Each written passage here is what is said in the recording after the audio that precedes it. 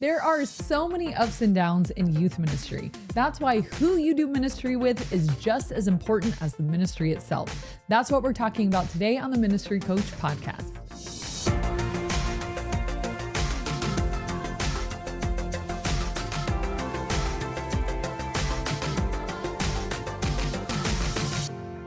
Welcome to the Ministry Coach Podcast, where every week we give you actionable and practical tips to help you in your youth ministry. My name is Jeff Lascola, and this is Kristen Lascola, and today we're talking about who are you doing ministry with? I feel like over the past few weeks, we've been talking a lot about our team, and this is sort of like a great follow-up for the past two episodes. So if you haven't watched those yet, it's not like you have to hear them or see them to understand this one, but you should. Yeah, you should. Come on. Like, it's all just building off the same topic. Yeah. And I've heard it said that who you are doing ministry with is just as important as the ministry itself. And the reason for that is because who you're doing ministry with determines if you can successfully pull it off, right? So you might have a great vision for ministry. You might have a great passion for ministry. You might be called into ministry.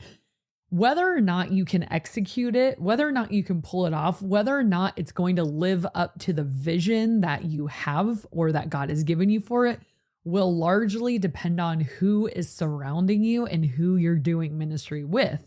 So that's a question for all of you today. Who are you doing ministry with? On the last episode, we said if you're doing ministry absolutely alone, stop everything and go find people to do it with. And let's assume that you did stop everything and you have some people that you're doing ministry with. You have a team around you, you have leaders, and now what? So today we're not talking so much about like how to care for them, but like how do you know that they're the right people? And not necessarily just the right people for ministry, but specifically the right people for you to be doing ministry with. Because there are some qualifications for ministry that have a lot to do with like our character and our spirituality. And if you want that full list, it is available in the Bible.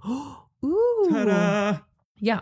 So 1 Timothy 3 and Titus 1 give us a list that churches should be looking for when they're hiring or appointing an overseer. In your Bible, the heading might say something like qualifications for overseers in the church.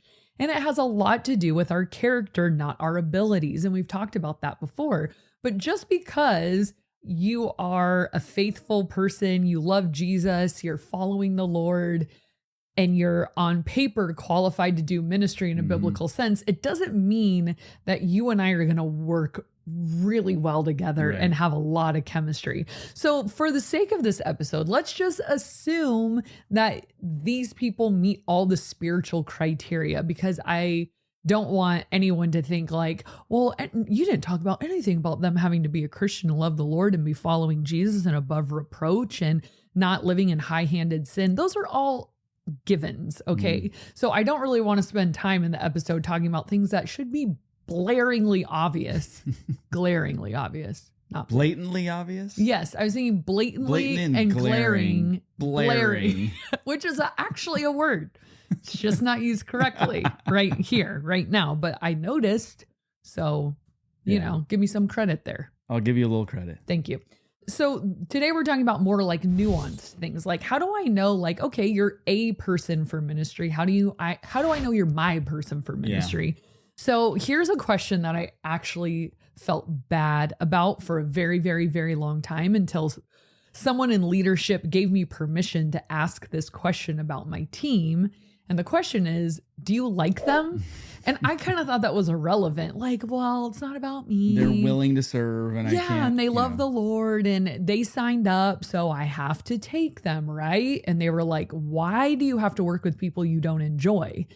Why do you have to work with people you don't like? Now, loving and liking are two different things. Right. Like, we have to treat everyone with love, kindness, respect, non-partiality, all that kind of stuff. I believe that biblical love is commanded for us, for everyone. But there is a difference between someone just being qualified and so, well, I guess I have to take him, which is what I always thought. Like, well, on paper, you fit the bill. but do I like you? Yeah. And as soon as I was asked that question, I felt this like relief, like, you mean I can pick people or non-pick people based on if I like them? They were like, yes. Yeah. Talk for a little bit about, like, I think that the knee-jerk reaction might to think, oh, it's just your clique then, like your besties or whatever, and all these other people who are totally fine don't get picked. Unpack that a little more. What do you mean like them? Yeah, do I like them? Because these aren't always people. It's like, these are all the people I hang out with every single day, and they're in my inner circle, and we hang out, and text each other nonstop. It's not that. So what is it? It's not like, so I have like a group of like 6 best friends, and we're all the same age. We're all very similar. We all talk the same, act the same, dresses for the most part. Right. We enjoy the same things. I don't have one person like that on my team. So it's not like, hey, this is all like my same like gender, demographic, personality. I think it was last week we talked about duplicating your leadership, and you're not literally like, they need to look, act, and sound exactly like me. No, you don't like copy and paste yourself. Like, I'm not saying that. Like, the people on my team are all super different in terms of age, gender, station in life, personality, but I like them all, meaning I get along with them. So here's the questions. And they get along with each other. Yes. So here are the questions to consider. Do you just want to do the episode by yourself, Jeff? You guys would love it. But go ahead, go do your fancy episode. Before we go any further, you have something in your tooth right there. And you know what? And this whole time, when you were talking, I thought, wow, your eyes look really white today. Very like white. And you point out something in my tooth. I thought you'd be like, is it gone? No. Oh, well, no one can see it. Okay. So number 1, like we said, do I like them? And by that, I mean, like, do I look forward to seeing them? Yeah. Are these people that when I see, I want to move toward, not away from? Right. Just, I've talked about that analogy before. You see their car in the parking lot and you're not filled with dread, you're filled with excitement. I can't wait to see them. Do they inspire a feeling of excitement and magnetism in you? And I think that's really important. And I'll talk about the reason why that's important in a second, but you forced my hand to talk about these reasons. Number 2, generally speaking, do I feel filled up by them? Now, every friendship, every relationship, every interaction can't leave us filled to the brim 100%. There'll be a day when someone irritates you, or they make a bad call, or, do something, don't show up, or do something that annoys you, for sure. Generally speaking, do they fill you up instead of drain you? There's people that are battery chargers for you and people that are battery drainers for you. And the thing is, and I'm going to have to dip into this a little bit now, ministry is hard enough. Okay. I cannot also have a team that is difficult. My students, angels can be difficult. Angels. But sometimes we get in a little issue with them treating each other a certain way, or parents now calling upset about something. Like, ministry will come with its own challenges. I can't also have a team that is full of challenges. They have to be people who fill my battery, not drain my battery, because I'm going to have to deal with so many draining issues just by virtue of what we do in ministry. People are messy. Relationships are complicated. Students are students. They're still developing. I expect there to be challenges with students. However, I do not expect to have issues over and over and over and over again with the same person when they're a leader. Like, okay, maybe they posted something they shouldn't on social media. We'll have a conversation, move on. But if I'm having to have the same conversation with them all the time, or if they're a dominator, or if they're drama, or if they're having a hard time getting along with other people on the team and they're draining everyone's battery, then to me, that's a no-go. Yeah. Like, we have enough drama to deal with without an adult who should be acting like a leader causing drama. So do we feel filled up by them? And then kind of in the same breath, do they make ministry easier for you, or do they make ministry harder for you?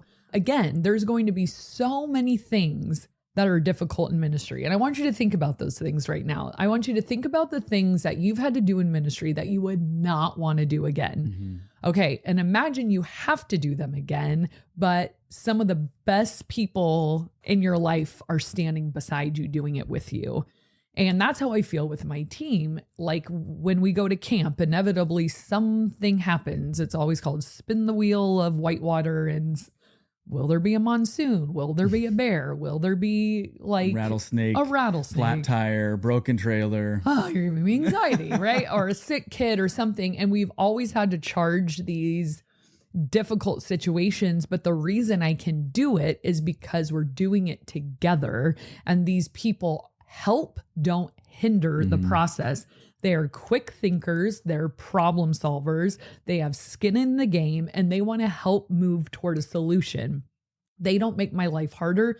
They always make it easier. They find solutions, and I like to believe I've empowered them to carry out those solutions. I remember last year we had a monsoon and we were at whitewater, which a monsoon's not a big deal, but everything's outside. So now everything's soaking wet. There was no inside to put anything. And one of my leaders, just quick thinking, goes and gets the blower and he starts drying the tarps with the blower. We bring a blower for our tarps to keep leaves and debris and dirt off of them, but they also work as a giant hair dryer.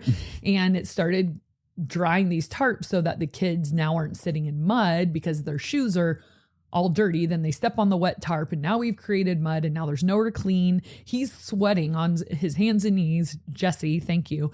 Just blowing this tarp. Owen helped too. And it was fantastic. They just jumped right into action, spreading out kids' sleeping bags and hanging them up to get them to dry. They were going to their cars, finding blankets or pillows or extra dry things that kids could use to sleep that night, because some of their pillows were literally sponges that had gotten soaked through and they were crying and upset.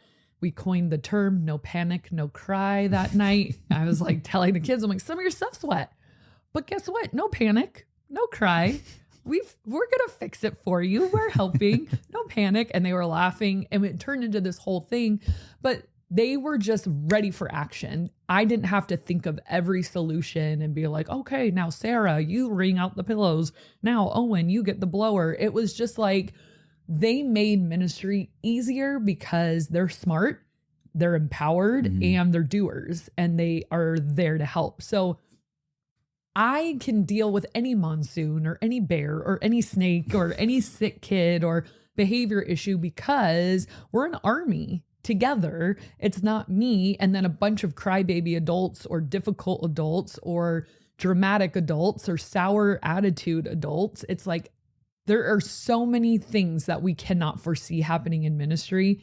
Who is going to carry you through? If you have to pull your leader's weight, you're dead in the water, you know, but if you are all pulling the weight of the ministry together, you are going to be energized and you have a bright future because you'll be able to stay in as long as possible. So if you're like, man, I wish my leaders would do that kind of stuff. Okay, well then let me ask you a question. Have you empowered them too to say, I tell my team all the time, guess what?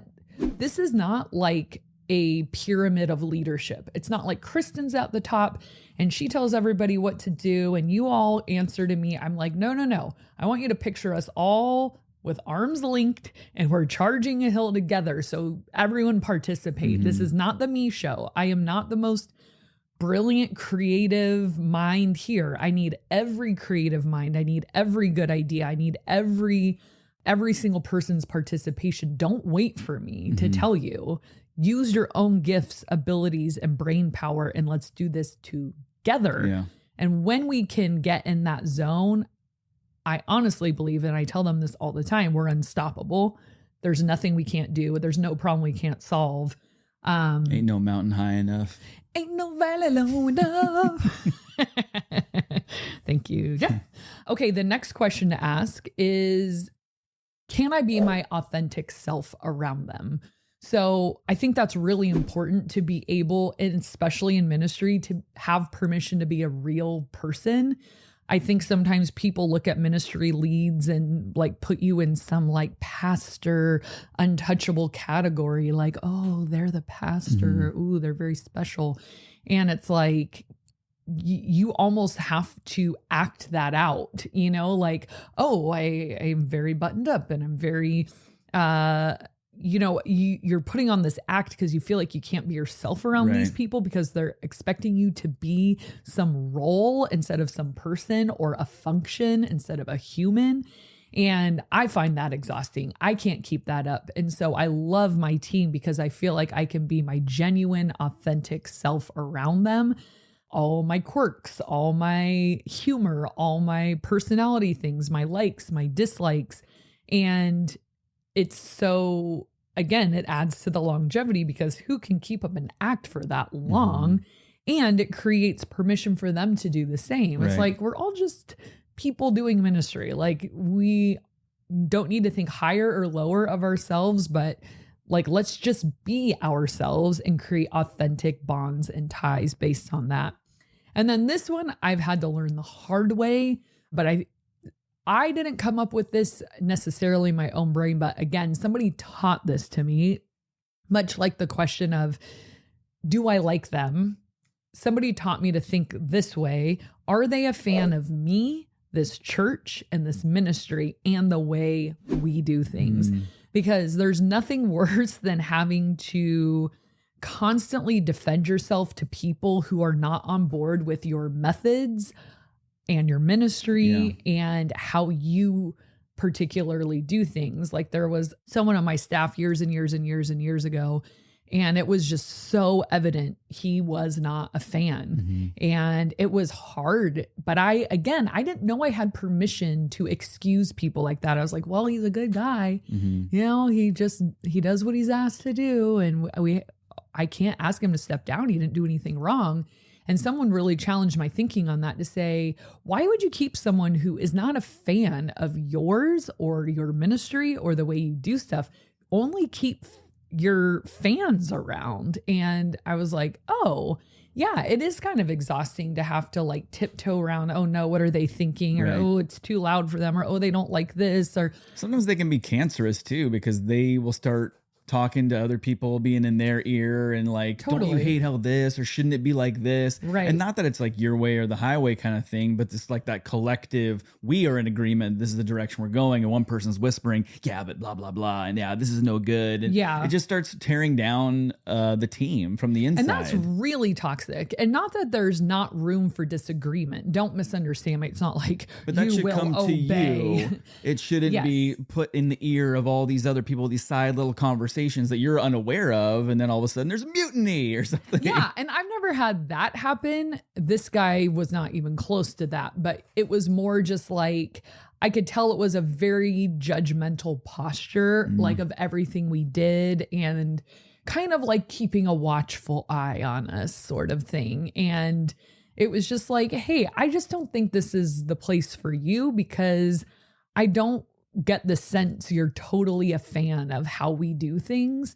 I'm open to feedback, of course, like, hey, why don't we do this instead of this? If somebody's coming to you with suggestions, as the youth pastor, the worst thing you can do is shut them down. Suggestions are very different of like, oh, we can make it better. You can tell it's because they want to see things get better, instead of just this constant critical eye of like, well, did you see those kids and what they did? Or did you see that leader, blah, blah, blah. And it's almost like this spirit of criticism versus a spirit of wanting things to be improved and better, and you can, well, I can spot the difference, and I'm sure you can too. It's just a different feeling of like, do you want us to succeed?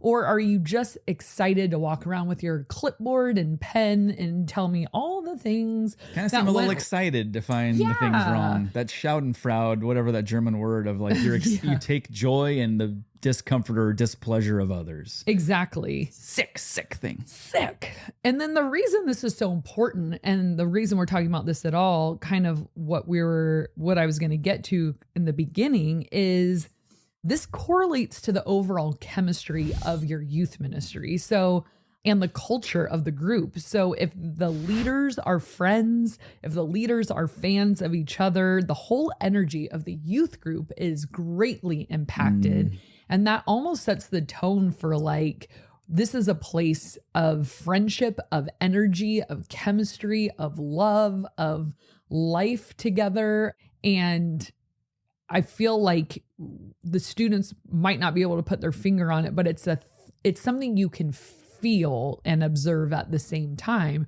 Whereas if none of the leaders are excited to see each other and don't have any fun or banter or relationship or chemistry, I think the air in the youth ministry gets very stale. And again, that's not to say like, well, so only hire your best friends or recruit your best friends, but you can enjoy people from all different walks of life, all different stages of life to get like that spectrum of life experience on your team. But whether it's like the 17-year-old girl or boy that we have, or the parents of teenager leaders that we have, I mean, I would hang out with all of them any day and be excited to see all of them. You know, I have a different chemistry with each one, but at the end of the day, I'm excited to see every single one of them. And I think they know that, and that comes across. And so, yeah, all this to say, who you're doing ministry with is going to greatly impact. So yeah, we've talked about the first step is actually get a team, because I think one of the top reasons people burn out is because they are doing ministry alone. I mean, I can't imagine going through the hardest seasons of ministry again alone. I think I would have thrown in the towel, honestly, because sometimes it's like, I'm not looking forward to any of you. I'm just looking forward to my leaders, and they're what keep my head above water, where it's like, guys, we got to wait this class out. You know, they are bad news and our ministry is like hurting right now. But at least we got each other, you know, and there's this honesty and commiseration where we can just be real. Like, dang, like this small group is rough. Like, when are they graduating? Like, we got to get you through this, you know, and we can be real about like, oh, this ministry right now, the kids are amazing. And oh, this, so you like ride the victories together, you ride the low points together. But again, as long as you're together, I feel like you can withstand so much more. Hey friend, I just wanted to interrupt this episode for a second to let you know about an awesome opportunity for you and your youth ministry. So last year, we launched our course and coaching program called Youth Ministry Growth Accelerator, and the response has been amazing. So we've helped tons of youth pastors grow the size and health of their youth ministry, and we want to invite you to be a part of that as well, because maybe you're just sort of feeling stuck in a rut. Maybe you don't know what to do next. Maybe you just have a vague plan in your mind of what you're doing and you want some real help to get you from where you are to where you want to go. So if that sounds like something you've been looking for, go to growyouryouthministry.com and check it out for more details. All right, let's get back to the episode. So again, it's not just about having a team, it's about having a team of people you really, really like. And that's why when we do retreats and stuff, we have so much fun, because it's like, this is like camp without the students. We got to just enjoy each other without having to work. And we love our students and we love being around them, but our enjoyment of the ministry isn't contingent on, were the kids good tonight or were the kids bad tonight? It's like, well, you have good nights and bad nights with the kids, who knows, but we have each other, and that's a constant, because for the most part, your adult leaders should be constant and consistent in their behavior and how they treat you and each other. So at least you have that to anchor you, because the kids can go up and down with they're hot, they're cold, the behavior, the drama, the parents. And it's like, oh, if our feeling of ministry changes every single day because, well, this week they were great, then nobody came. Now this week it was good again. And then all of a sudden a fight broke out. Like, I mean, that's a roller coaster. And after a while, you just get emotionally drained. I feel like my leaders and their relationship with me have held me constant in my ministry to know no matter what happens tonight, I might not like what I'm doing, but I like who I'm doing it with. Yeah. And that is the key. I don't know what's going to happen, but I know who I'm doing it with. And so I'm good, So that's that, Jeff. You're staring at me weirdly. That's Kristen's final thought of the day. You just were looking at me like. I look weird all the time. You didn't look weird. You just looked inquisitive. I don't know.